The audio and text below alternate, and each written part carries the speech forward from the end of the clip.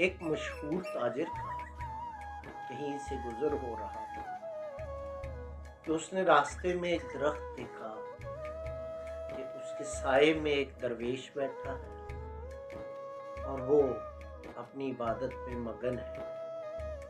تاجر نے بصد عقیدت عجز و نیاز اپنی سواری سے اتر کر آ کر سلام کیا اور ادب سے ملا اور کہا کہ حضور مجھے بتائیں میں کون سی تجارت کروں کہ مجھے نفع ہی نفع حاصل ہو۔ درویش نے کہا جاؤ تم کالا کپڑا خرید لو، جتنا زیادہ خرید سکتے۔ تاجر نے اپنی ساری جمع پونجی لگائی اور سارے شہر کا کالا کپڑا خرید لیا۔ 2-4 دن گزرے کہ شہر کا حاکم فوت ہو گیا۔ اب ماتمی رسم میں سب لوگوں نے کالے کپڑے پہننے تھے۔ لوگ کالے کپڑے خریدنے نکلے، کہیں دستیاب نہ تھے۔ چنانچہ اس تاجر نے وہ سارا کپڑا منہ مانگے داموں بیچا اور خوب نفع کمایا۔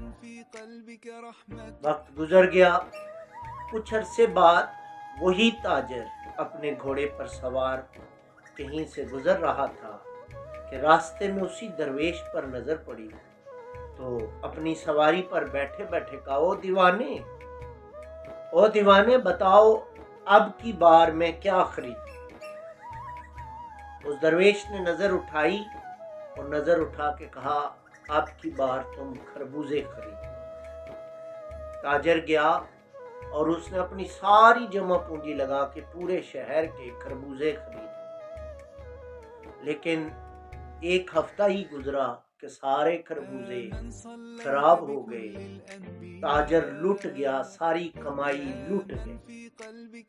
پھر اس لٹے پھٹے حال میں کچھ عرصے بعد پھر سے اس درویش سے ملاقات ہوئی تو اس درویش کو پکڑ کے کہا او دیوانے، او درویش یہ تو نے میرے ساتھ کیا کیا؟